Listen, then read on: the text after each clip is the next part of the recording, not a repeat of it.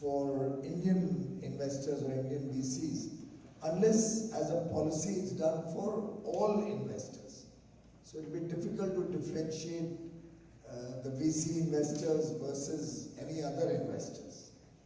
So effectively, it's about dividend tax that we're talking about, where I think the foreign, in terms of capital gain and dividend tax, these are the two taxes that probably the foreign investors, depending on the jurisdiction from where they invest, are able to get a preferred tax rate under DTA. Domestic investments are taxed differently, but that's for all investments, VC or otherwise. And having a dual tax system separately for VCs and the others may be very difficult to administer within the country. It's not very easy that the Indian VCs are going and investing abroad. I suspect that's also not happening or cannot easily happen because there are restrictions on what monies can flow out of the country. But I would think that gradually the intention is to lower domestic taxes. So you've seen us come out with a lower general corporate tax of about 25%. We also now have a preferred tax of about 17% on corporates, on the profits that they make from infrastructure investments and new manufacturing. Therefore, I think the trend being to move towards lower taxes and possibly look at improving the tax collections through lower taxes will eventually also resonate in dividend taxes or capital gains taxes. But at the present juncture, we can't really make it the same.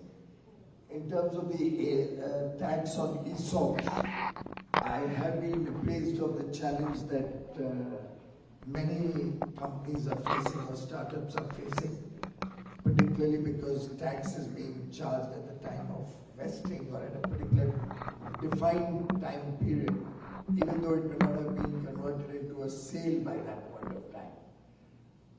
I'll flag it off with the Revenue Department once I get back, but it's a decision that will still need to be deliberated and taken in consultation with several departments. But the point is taken. I've understood the point and I'll be carrying it back with me to India. Thank you. Thank you, sir. Ajay. Honorable Piyush, my name is Ajay Buthoria. I work as an advisor to President Biden for Asian American Pacific Islanders. My question to you is, with the changing geopolitical relationship between US and China, there's a huge growing opportunity, and with, like recently President passed the CHIPS Act, which allowing manufacturing or advancing manufacturing of chips in US, there's a huge opportunity for India to serve as an alternative, as a manufacturing hub to China or to Vietnam. And so I just want to understand from you, what are you doing to seize this opportunity and advance this India's manufacturing? I think several initiatives have been taken up, including our focus on ease of doing business, the lower corporate tax that I just mentioned to encourage investments into India. We have our own semiconductor policy to promote Semicon, to promote investments in semiconductor. It's actually much larger than the American plan. It's a $76 billion government incentive program. From whatever little detail I have of chips, it draws a lot from what the Indian program was, which we announced about 7-8 months ago. So their 40 billion plan also is talking about 50% or so of the capex being financed by the government and similar other initiatives. And that's about the level of funding that the Indian government is also giving for any investments on semiconductor.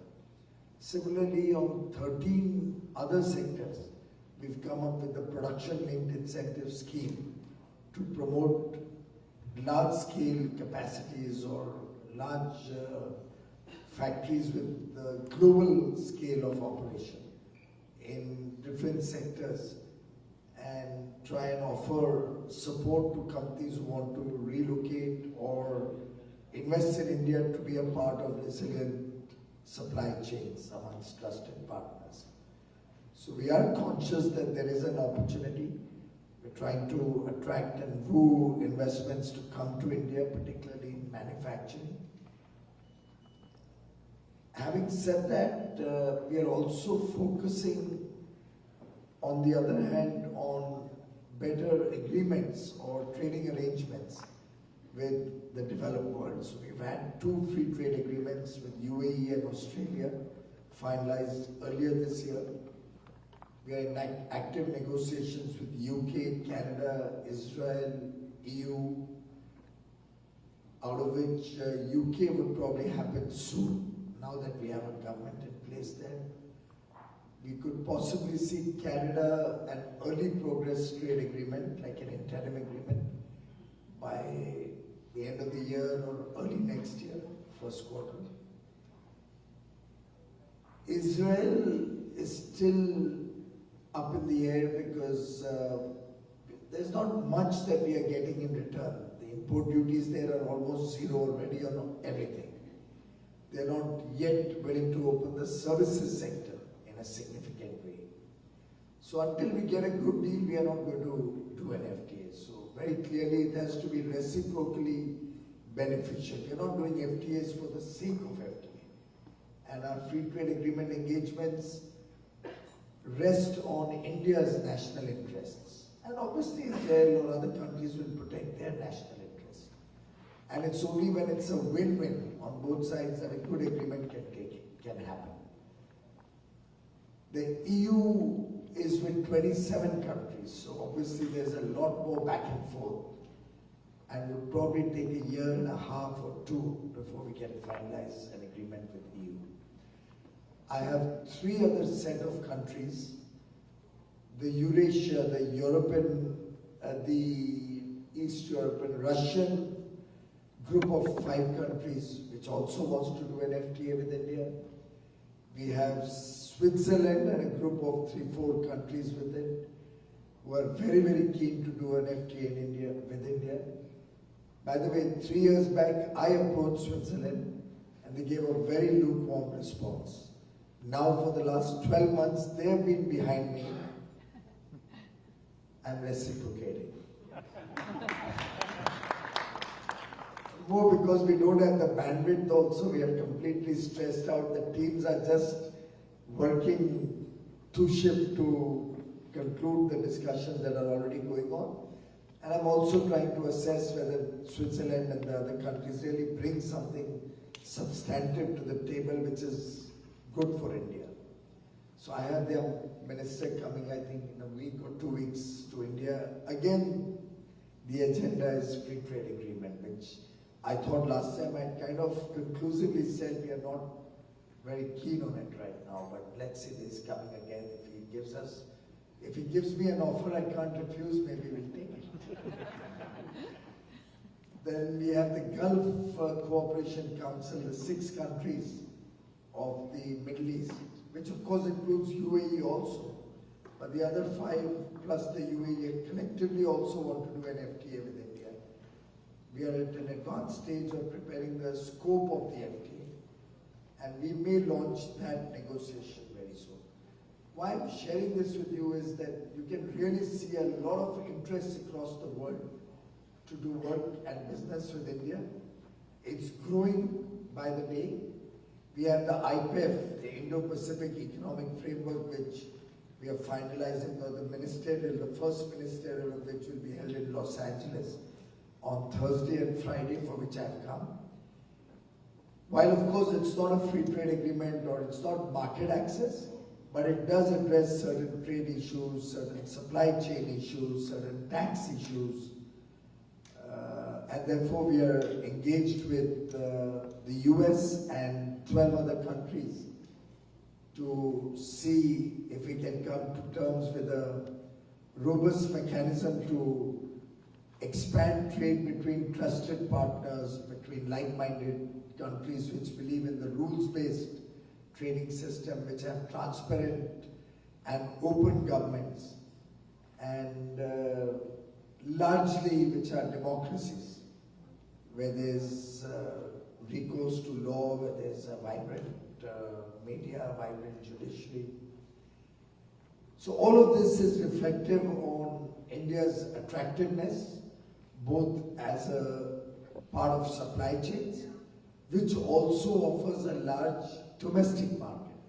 So when you work with India, when you do business with India, apart from the fact that you get a competitive good place to invest and do business with, you also get a large billion-plus market and a market of aspirational Indians. A large market which will see huge numbers of people owning their first vehicle, huge numbers of people buying their first dishwasher or a washing machine. Now with Indians also coming into nuclear families, couples working, with more and more women coming into the working age, with electricity available round the clock at every home, standards of living going up across the country. I'll give you an analogy. If you look back, there was a time when a refrigerator was a luxury. Today, I suspect every home has a refrigerator. The poorest of poor would probably have some form of refrigeration in his home, big or small. Television, luxury once upon a time, almost a household product today across the country. Smartphones rapidly expanding and replacing the traditional phone, mobile phone. So moving from a luxury to almost a necessity. Going forward, I see that happening with computers or laptops. I see that happening with dishwashers and washing machines or dryers. I see that happening with air conditioners, particularly with climate change. You have a problem in California now with the heat wave. So I think India offers a huge market potential, which makes it very attractive to invest in India, to enjoy the fruits of economies of scale, benefits of a huge talent pool, skilled manpower, skilled STEM graduates, skilled engineers, and simultaneously helping produce for the rest of the world and becoming part of supply chains which want to work with each other, which trust each other. So I see a lot of potential from what you just mentioned. Government is seized of it, and one of the reasons why I've come to Frisco instead of just going to Los Angeles for the IPEF meetings and flying back is to convey this message to all of you. Thank you. Thank you so much. Honorable Minister, I will just keep my introduction to one line, and I have a very question for you. My name is Tasar Kant. I am co-founder of Global IIT Artificial Intelligence Forum. Co-founder of? Global IIT Artificial Intelligence Forum. Thank you. One challenge that we have typically faced is when we are trying to work with India, whether it's with IITs, startups, companies, it's inter-ministerial coordination. And you have been minister across multiple different ministries, coal, renewables, railways, and commerce. And your ministry is a very good example which has to deal with finance ministry as well as others. Wanted to understand your vision and what steps are being taken to make these interactions much easier when we want to make an impact on the ground with people, ministries, and governments. I'll keep my question to that. Would love to hear your thoughts. Thank you. Very important point. In fact, traditionally, we've seen departments or ministries in the government of India, just like any other bureaucracy or government across the world, talk to each other through files and memos and notes.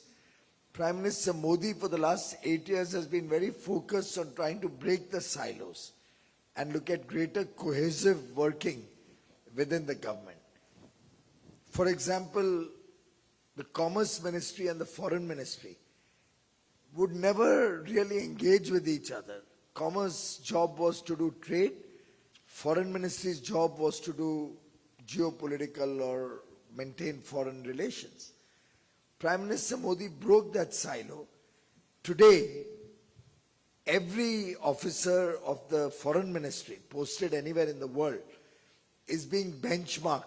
One of their KPIs is the 3 T's: trade, technology and tourism.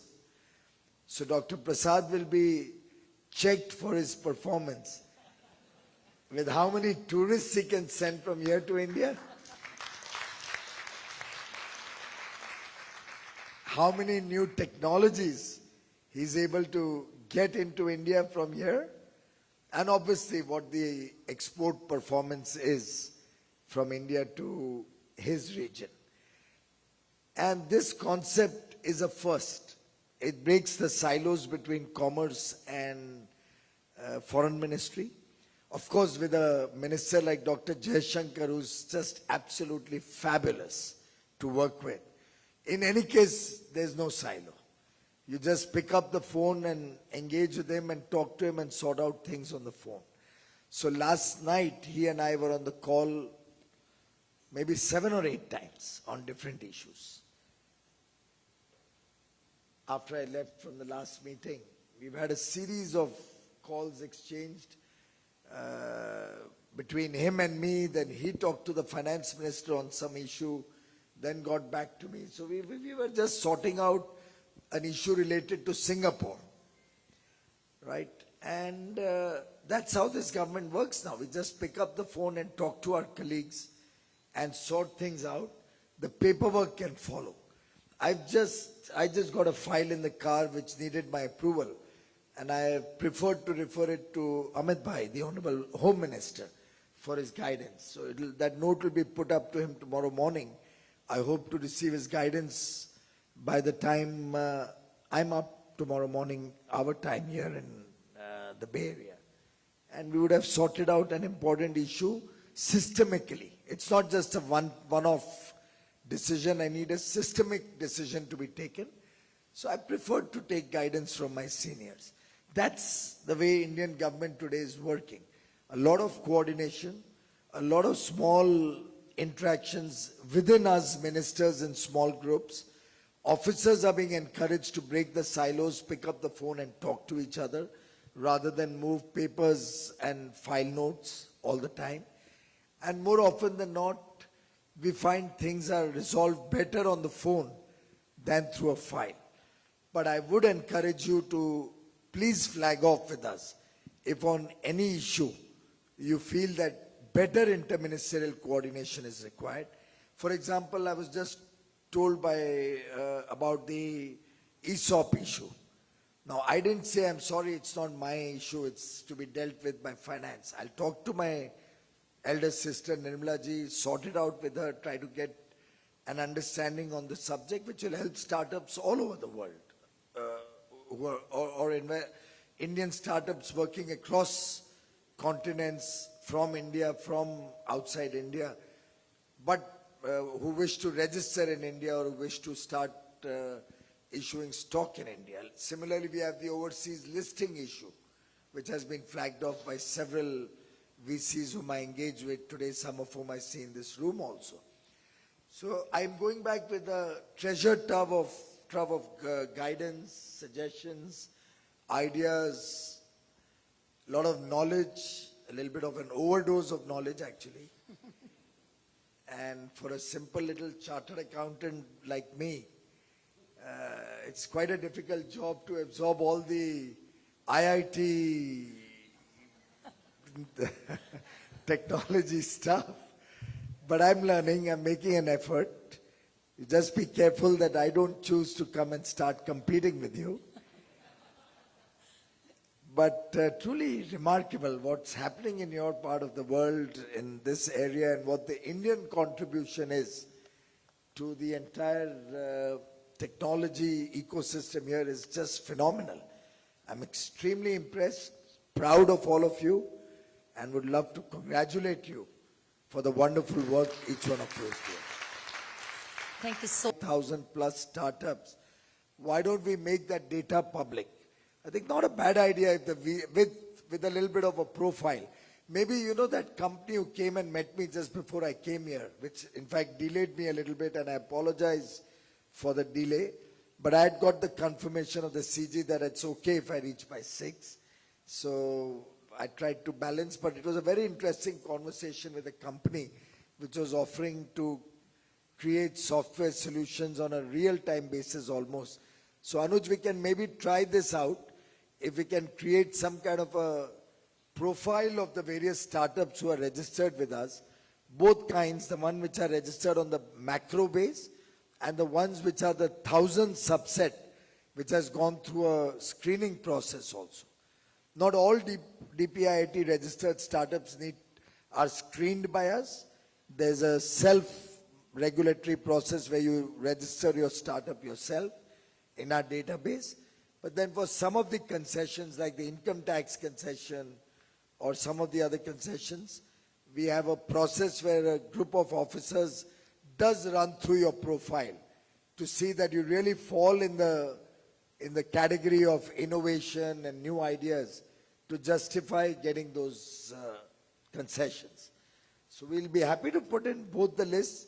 One advantage I see out of that is that we can also have some whistleblowers. So if you read some startup registered there, which you think has no business to be there, or which is misusing the startup tag, please do write in to us so we can investigate and clean up our databases also. So I see merit in what you have suggested. Good for me too. So Anuj, we should look at creating a database, putting it out in the public, and actually use the support of all friends here to clean it up. Thank you, sir. Now we have Shyamala ji. There's no free lunch, by the way, or no free dinner. Thank you. Welcome to Bay Area again, and I thank Consulate General Office and the team for this excellent opportunity for the Bay Area residents. My name is Shyamala Raghuram and Shri Piyush ji. I represent two facets of Indo-American group. One is, by profession, I'm a startup co-founder. I run a product engineering company with my fellow Asian technical people. In addition to that, I also represent a non-profit, multiple non-profit, and one prime being the Bharati Tamil Sangam Association, just to give back to the community on the Tamil cultural and heritage related. My question, I was told to keep it short, so my question is very simple. I understand from the data point on the commerce and the trade relations, especially on the bilateral relations with India and US, that from 2019 to 2020, the trade agreements and the revenues was about $80 billion, if I'm right, and that has increased to close to $120 billion based on the data. I stand corrected in the recent years. Are you talking about the trade deficit? No, the trade agreement revenues between India and US. I understand that recently India has surpassed China in terms of the agreements, and also standing number 2 now with the Indo-US American based on the recent data. I stand corrected. We don't have any agreement with the US free trade agreement or any such thing. Okay. There's never been a dialogue on that, and the US administration is currently not negotiating any new free trade agreements.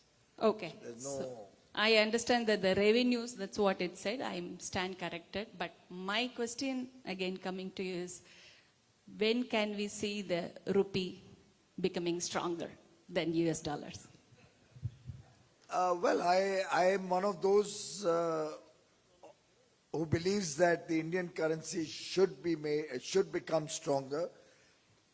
I do not believe that our Indian exports need the artificial clutches of a depreciating or a weak rupee to become competitive. We have to be competitive on our own strength of our quality, the strength of our productivity, the strength of the value proposition that we bring to the table.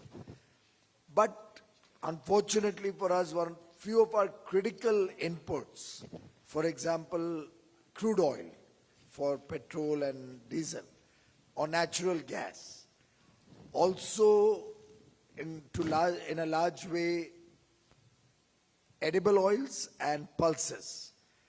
Like that, we have a certain set of essential imports which are totally unavoidable.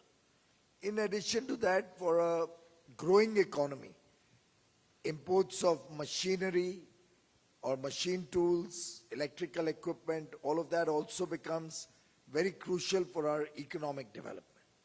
Lastly, the electronic age has caught up with all of us, so there's a lot of imports of electronic products. We are making every effort. We also have a PLI on mobile phones, for example, and Apple has started manufacturing in a big way in India amongst other mobile instrument manufacturers.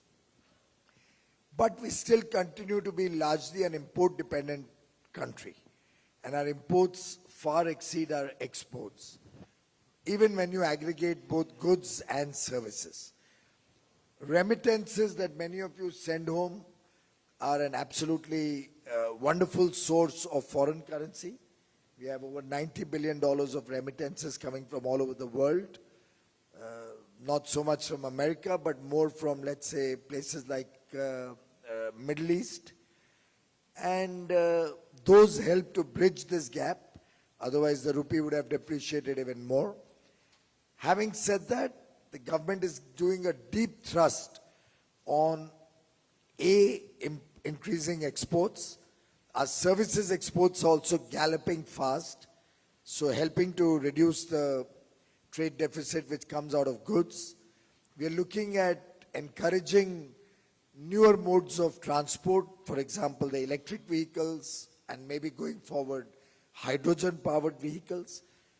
We also are doing ethanol blending in petrol, 10% now, 3 years later hoping to take it to 20%, and at some stage increasing further to have flexi engines like Brazil, some of which can go up to 99% ethanol, which is very environmentally friendly. So we are making a series of steps. We are trying to increase our pulses and oilseeds production in India. We are making every effort to, under the Atmanirbhar Bharat package, the effort to become self-reliant, self-sufficient, and a self-confident economy with energy security, with food security, with fertilizer security. Another large import is today fertilizers, where we're setting up 4 or 5 more plants to become self-sufficient. Simultaneously, we are encouraging organic farming and natural farming, so that the amount of chemical and fertilizer we put into the soil can be reduced and actually save the country and its people. Save the country from deterioration of our soil values and save the people from the amount of fertilizer chemical residue that we put into our system through the fruits and vegetables and grains that we consume. So it's a very holistic plan which we are working on, which in a period of time hopefully will give us trade surpluses instead of trade deficits.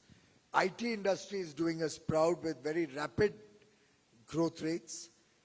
Goods, as we do a little bit of import substitution and expand our exports, should also give us a better trading portfolio.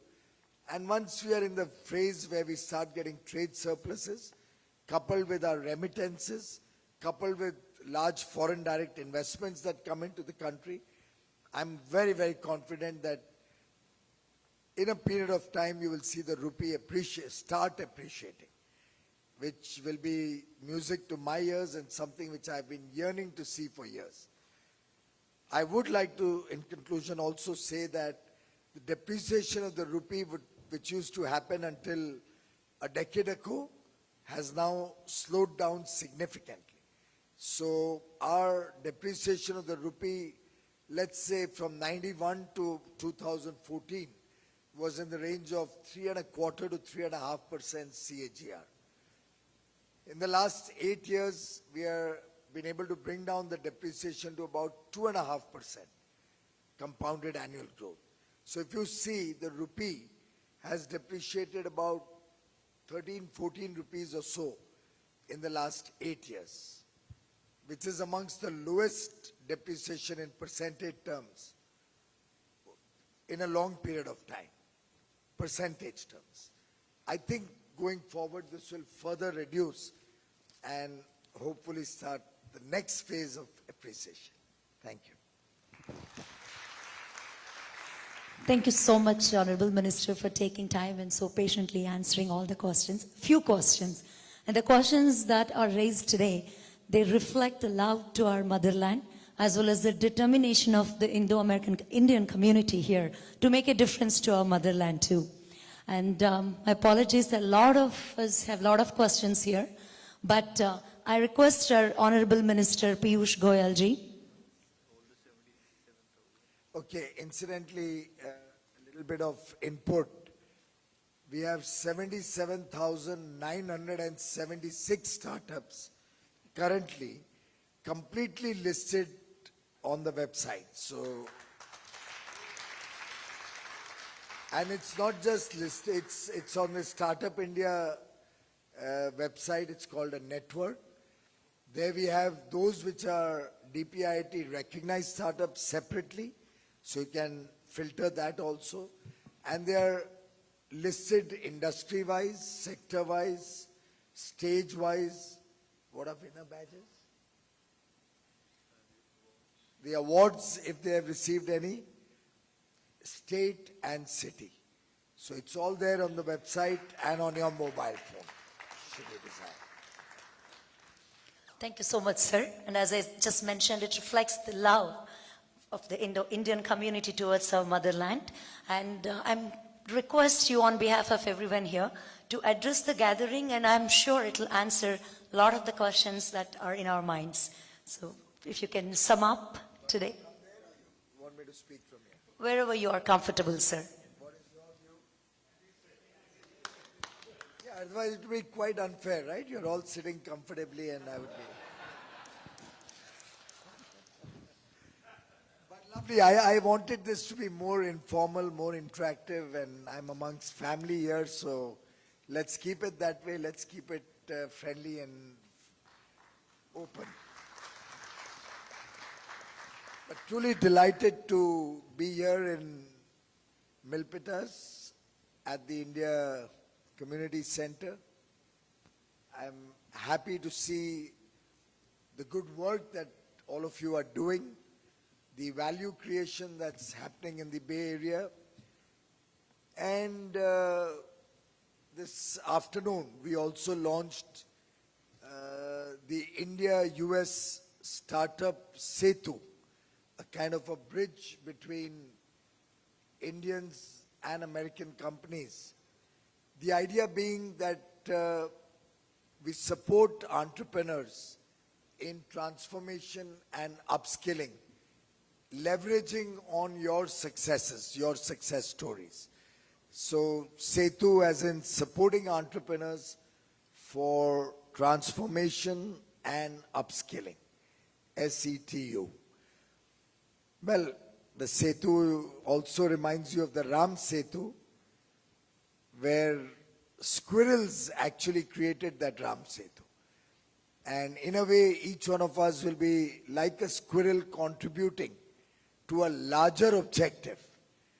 And in that, each one has a role. And I would invite all of you to participate in this effort, because there are millions of people who have not yet got a chance like each one of you. You know, like they say, if you look at an old Hindi movie, there's somebody 2 generations back in your family or 3 generations back, some would even be first generation amongst you, who boarded a train, got out of your village, got out of your small town, came to a new world, maybe in Mumbai, Delhi, or one of the large cities in India, or got a chance to come to US, Canada, or Australia, or the Gulf, or wherever, and got opportunities, which has brought you into this room here today. Each one of us in this room is a part of that privileged section of India. Yet there are millions who haven't yet boarded that train. And that's where each one of us here can contribute, can give back to your motherland, can give back to your brothers and sisters, so that they too get a chance, get an opportunity.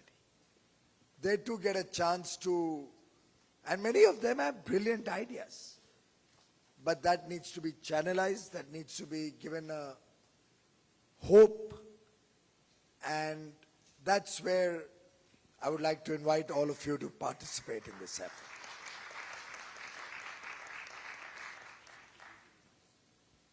You have it there?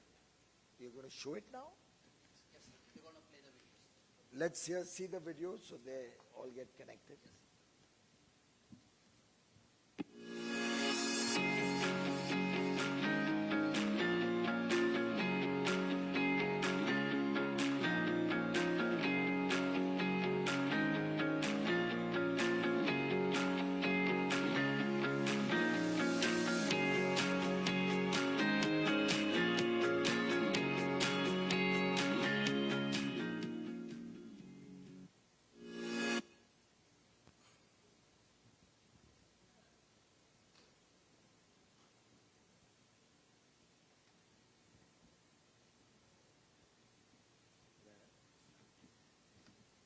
Okay. So, as I was saying, most of the ideas of startups usually fail in the early days, the initial days, for lack of good guidance, lack of mentorship, sometimes insufficient funds, and they may be very small amounts. And I believe that initiatives such as this and connecting you, and each one of you connecting yourself with your part of the world in India back home, can actually give you a lot of satisfaction also, and maybe give some of those bright minds back home an opportunity. I think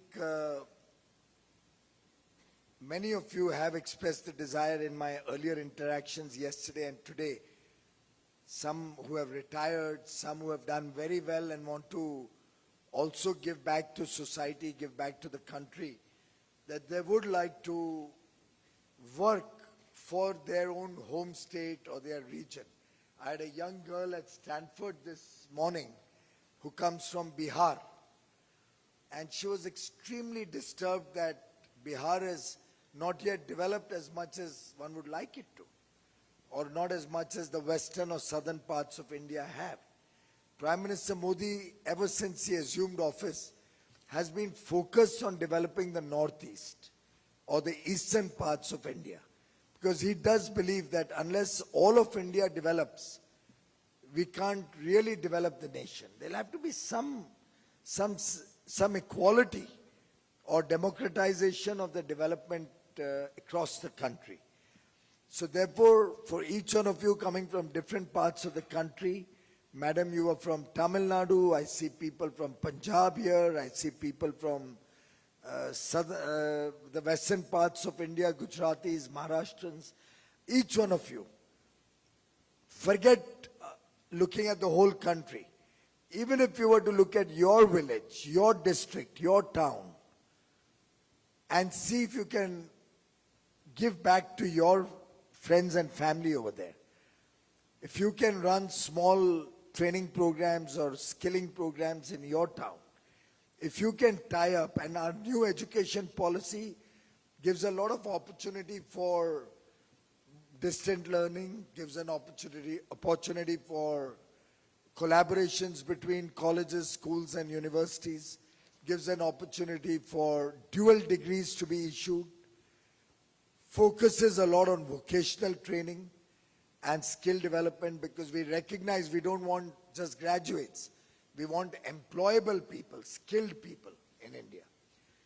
And therefore, I would urge each one of you to dedicate a little bit of yourself. And more than money, it's the time that is important. And in the day and age of video conferencing and working from home, I think even if you don't need to travel back home, you can set up small groups of youngsters within your hometown or home place and use the video conferencing route And Digital India is taking mobile penetration through the length and breadth of the country. We launched 5G on 1st of October and gradually roll it down across the country. 4G will be there through and through across the country very soon. 2G we already have. 4G, there are about 20,000 villages in remote areas. You know, some in the deep forests or in mountains where 4G connectivity is a little weak. We've just sanctioned $2.5 billion to put up 4G towers and systems in these remote villages also. So we have a 100% 4G connectivity in India. Simultaneously, we are laying down fiber optic to have broadband connectivity in the remotest parts of India so that every panchayat gets broadband connectivity.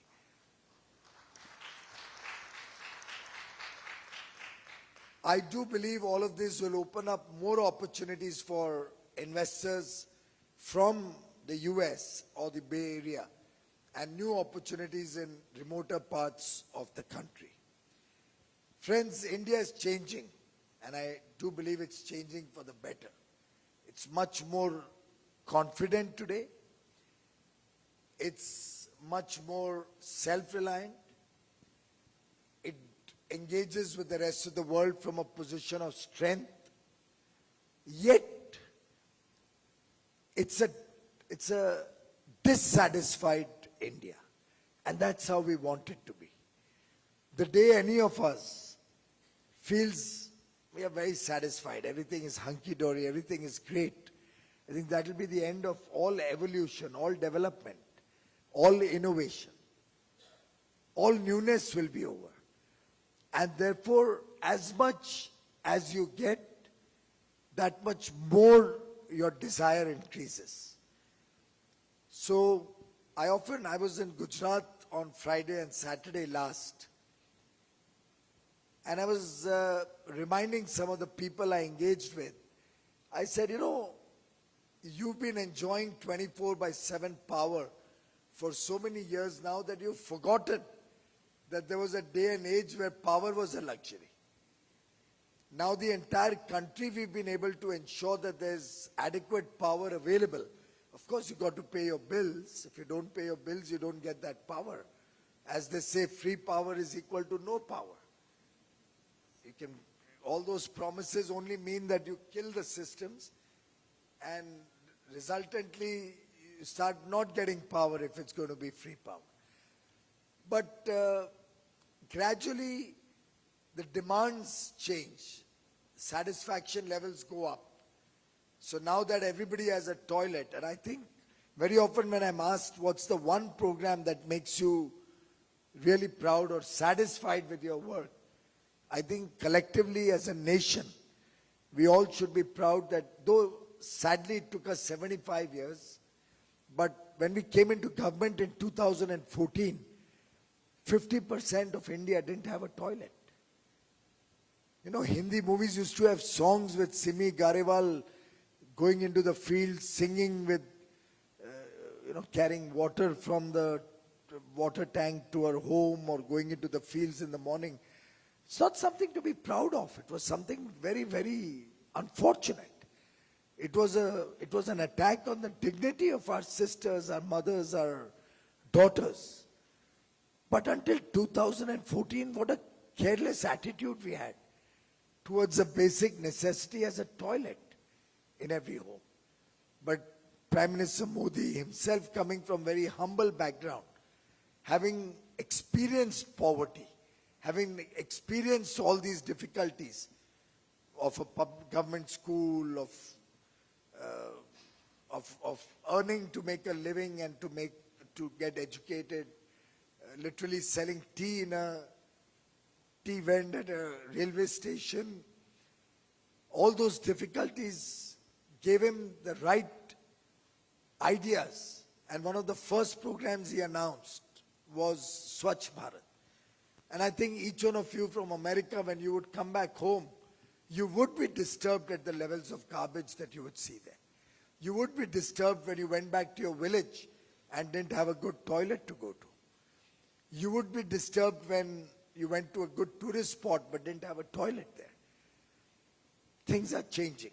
We've invested nearly 1.25 lakh crore rupees so that every home could get a toilet.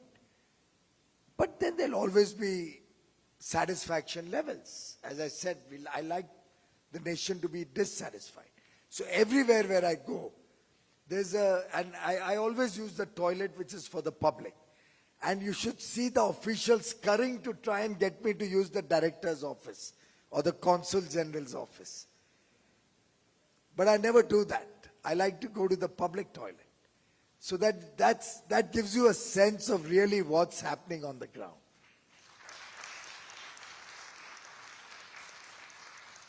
And that's the new India that we are trying to create.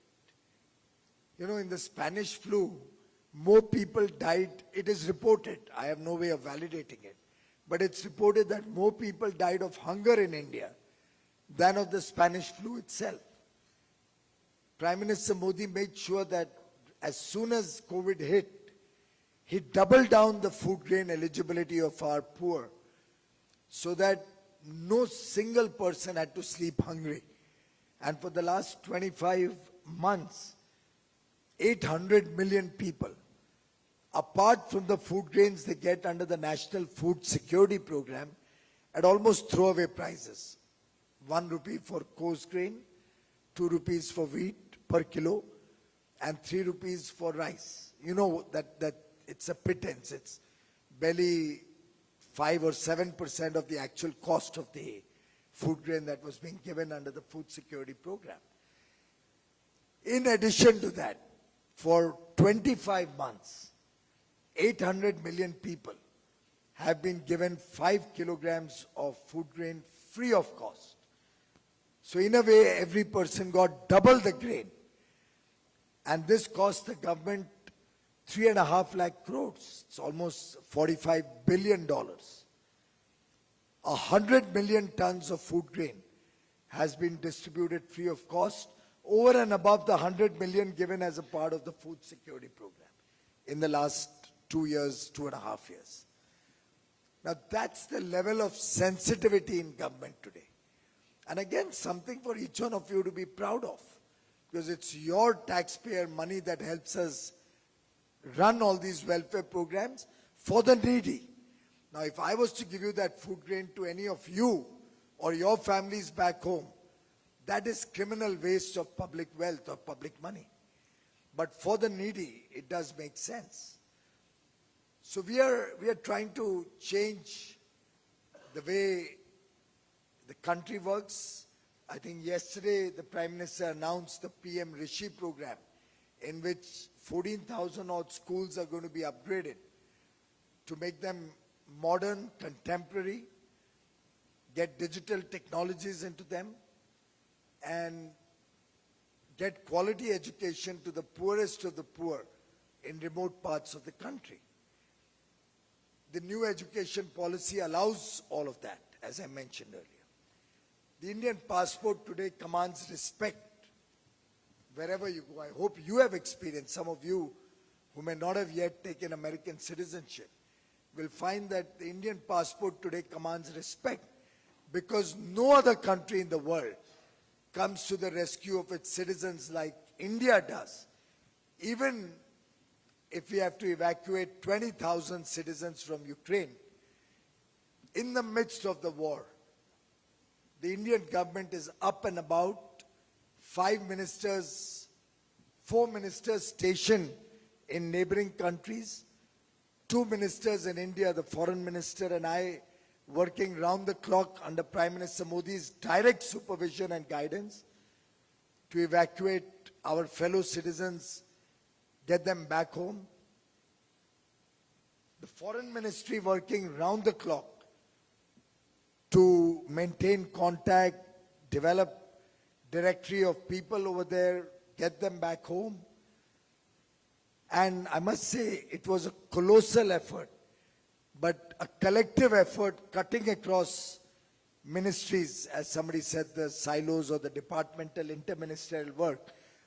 This was cutting across ministries.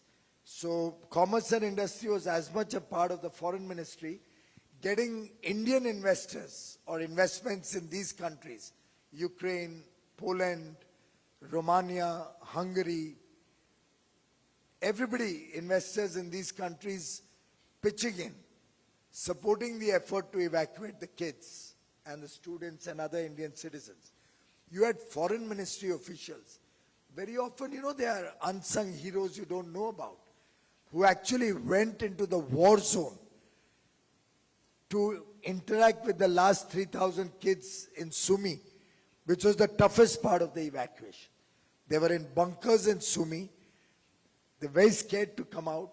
So Indian officers from India flew down to Ukraine, went close to Sumi, stationed themselves there. First evacuation operation failed. Prime Minister Modi talked to President of Ukraine and President of the US, Soviet Union, of Russia. Talked to Zelensky, talked to Putin. Got both of them, and have you ever heard something like this before? Got both of them to refrain from hostilities for half a day almost, during which period the last 3,000 children were evacuated from Sumi. The last I heard of a war being stopped for a humanitarian cause was in the Mahabharata, probably. And that's the strength of relationships. That's India's growing prowess in the Committee of Nations. That's Prime Minister Modi's personal goodwill and equation with world leaders that helps him achieve that. It's vaccine Maitri, the Indian sharing of our vaccines. We, in the first 12 crore vaccines that were produced in India, the first 120 million, nearly half of them we gave to needy countries around the world. We were criticized a lot by the opposition, who said, why are you giving out these vaccines? Of course, first they didn't want to take the vaccine. They criticized us for developing vaccines and criticized us for having a made in India vaccine. They refused to take the vaccine, some of the political leadership there. Then I don't know, they've taken it on the sly, or how they took it, we don't know, because that data has still not come out on the open. I proudly took a Bharat Biotech vaccine, the Covaxin, because my wife took the decision and called. She said, look, our kids, and ever since we were kids, we've been vaccinated with Bharat Biotech vaccines. So it must be good. And we decided to take the truly India-developed vaccine, the Covaxin, including our precautionary dose. And we are happy and safe and comfortable. But imagine a country like India, we have 6 vaccines developed indigenously, 200 crore vaccines given out. You know why we could do it? Because in the first 12 crore vaccines, we exported 6 crore to the needy. Then when we wanted to ramp up our vaccine program, and we couldn't afford Pfizer's $38 or Moderna's $40 vaccines, we had to develop it in India for the large population. But you know what? We didn't have the supply chain. Pharma companies were not willing to give us the inputs, and a lot of it had to come from the US. So when Prime Minister Modi called up President Biden, he said, the US will certainly ensure uninterrupted supplies of whatever it takes for you to produce your vaccines. And why did he do that? Because he recognized that India was not selfish. India shared its vaccines with the rest of the world, with the needy countries. We gave vaccines to COVAX. We gave vaccines to the Pacific Island countries. We gave vaccines to the Caribbean nations. We gave vaccines to African nations who couldn't afford expensive vaccines. I'm sharing all this with you because the Vasudhaiva Kutumbakam concept that you and I are all proud of.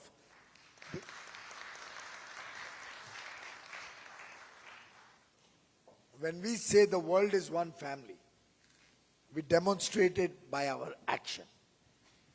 And that's the goodwill that is holding India in good stead. That's the goodwill that is earned by Prime Minister Modi by his humongous efforts of the last 8 years, building bridges, building friendships, building relationships. And all of you are our ambassadors. All of you are the ones who carry this message. All of you are the ones who live Vasudhaiva Kutumbakam in your daily lives. And thank you for the phenomenal work that you're doing. Thank you for giving back to India through your work, through your investments, through your technologies, through your partnerships, through your mentorship. From India, a big thank you. And going forward, I do hope this partnership will continue. We've initiated a program this year which I'll speak about and conclude. We have an effort being made in India to promote products from across the country through a one district, one product program. Every district in India, we have 740 of them, has unique products to offer. So Patan district has Patola saris, which the ladies probably will recognize better. We have Kanjivaram saris from down south in Tamil Nadu. We have Moradabad brassware, which is very famous. We have a mango from different parts of the country. I was in Somnath Gir Somnath and Junagadh last week, which has the Gir Kesari mango, right? Gir Kesar Amba, or Ambi, or whatever it's called. Each district has unique offerings. We have filigree art in some part of India. We have some knitted beautiful carpets from Kulu or Jammu Kashmir. We are appealing to every Indian, in India and across the world. Can you commit yourselves to trying and using some of these indigenous, domestically made, artisan-oriented products, which will provide livelihood and incomes to crores and crores of Indian weavers, artisans, people who are engaged with khadi, people who are engaged with the textile sector. If you can all commit yourselves to using Indian products for your gifting requirements on Thanksgiving, Christmas, Diwali, Dasara, Bhai Dooj, New Year, enough and more. Weddings. We are seeing a rush of weddings this coming season because of the backlog post-COVID. Can we all, and instead of giving your Ferragamos and Louis Vuittons or whatever else each one of us in different ways uses, can we look at some Indian products as a part of your wedding gifting, as a part of your Diwali gifting, as a part of your New Year gifting?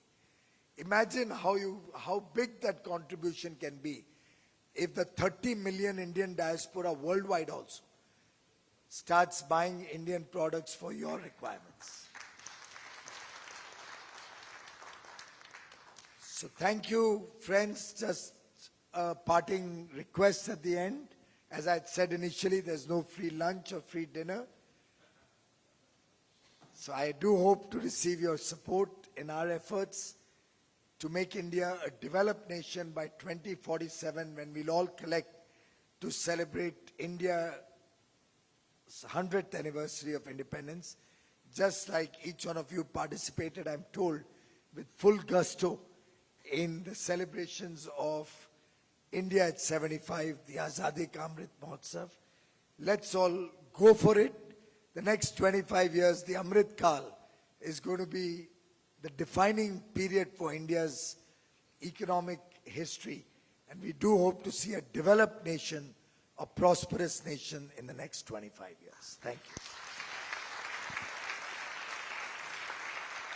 Thank you so much, Honorable Piyush, for that inspiring, insightful and educative speech. It's always very heartwarming to hear the progress that India makes, and it makes us very, very proud. Thank you so much, sir. And I do have a small favor to ask of you, but before that, I request AGK sir from Thai Silicon Valley chapter to say the word of thanks.